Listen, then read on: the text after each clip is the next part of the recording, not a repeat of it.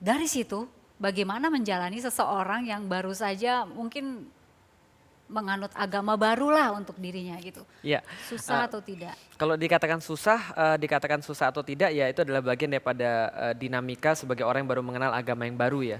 Kita harus menghafalkan sesuatu yang baru, suratul Fatihah harus dihafalkan, mempelajari gerakan sholat, mempelajari segala macam fikih. Nah Sholat alhamdulillah, pertama yang kapan? saya sholat pertama langsung Mbak. Jadi saya diislamkan, Subuh itu? enggak. Jadi waktu itu subuh saya cuma bersyahadat dan mengatakan bahwa saya akan masuk Islam, tapi syahadatnya beberapa waktu lagi setelah itu. Kalau saya nggak salah seminggu setelah itu prosesi formalitasnya. Nah jadi sholat saya yang pertama itu sholat Isya, itu sholat pertama saya. Gimana caranya? Saya tanya pada Ustadz Fatih Karim, Kang gimana ini caranya Kang? Udah gampang, gimana cara ikut aja sebelah kiri kananmu. Nah akhirnya saya sholat waktu itu didampingi sama Ustadz Fatih Karim dan teman saya yang lain. Nah, jadi kiri kanan saya ada orang lagi sholat, saya lihat kiri dan kanan. Ya maklum lah karena orang nggak pernah sholat. Lihat dulu gitu. Bacaan pada saat imam sedang mengumandangkan surat-surat kan tinggal Ya. mendengar saja. Uh-uh. Tapi kan ada bagian-bagian yang Diem. Ya itu gimana? Nah saya juga tanya, ini saya nggak hafal nih bagaimana ayat-ayatnya. Ustadz Fatih Karim katakan sampaikan aja subhanallah walhamdulillah wala ilaha illallah Allahu akbar. Zikir aja pada Allah, ingat Allah. Tapi kalau nggak bisa subhanallah walhamdulillah wala ilaha illallah Allahu akbar, ya udah Allah, pokoknya ingat Allah. Nah selama itu kemudian dipelajari. Subuh alhamdulillah sudah ingat beberapa ayat-ayat tentang Al-Fatihah, tapi seminggu setelahnya saya sudah hafal Al-Fatihah. Sudah hafal semua? Sudah hafal insya Allah. Oke. Keluarga, teman-teman dekat, banyak pertanyaan nggak? Jelas, yang paling heboh itu ketika hari itu kan hari Kamis, saya kemudian syahadat, Jumatnya saya pergi ke Jakarta. Senin harinya baru kemudian teman-teman tahu bahwa saya Muslim. Tiba-tiba Felix Xiao sholat tuh semua geger, seluruh kakak kelas geger. Lah kenapa? Ini ada Felix Xiao ikutan sholat. Lah semuanya kemudian geger dan kemudian termasuk teman-teman saya juga sama. Sempat izin orang tua nggak? Atau tanya atau ya namanya Saya juga seorang anak gitu ya. 3 minggu setelah itu baru baru saya bilang pada bapak saya bahwa saya akan masuk Islam. Reaksinya? Sorry, saya sudah masuk Islam. Reaksinya ngamuk. Ngamuk dalam Ah, bentuk?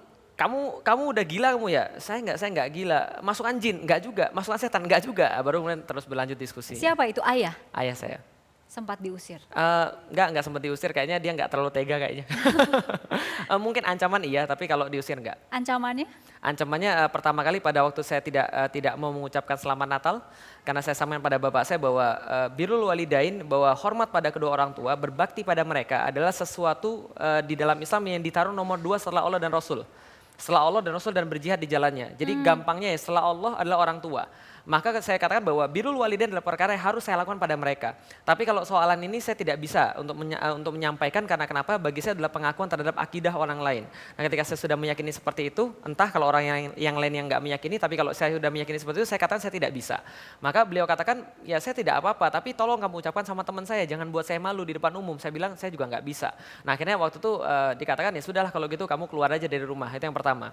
Yang kedua ketika saya mau minta nikah, saya juga diusir juga. Yang ketiga pas udah mau nikah, itu saya juga udah mau diusir. Nah tapi dalam waktu yang tepat ternyata Allah punya rencana lain. Apa itu? Bapak saya untuk pertama kali dalam hidup saya meminta maaf pada saya. Atas kemudian perlakuan yang mungkin dia pikir adalah perlakuan yang berlebihan. Momennya? Kenapa? Momennya seperti apa pada saat kok Momennya tiba-tiba? ketika saya ingin menikah dengan istri saya, terucap satu kata-kata yang tidak pantas dari ayah saya dan saya protes pada waktu itu karena itu adalah penghinaan terhadap Islam satu, kedua penghinaan terhadap orang-orang Muslim. Maka saya katakan ini adalah sesuatu perkara yang tidak pantas.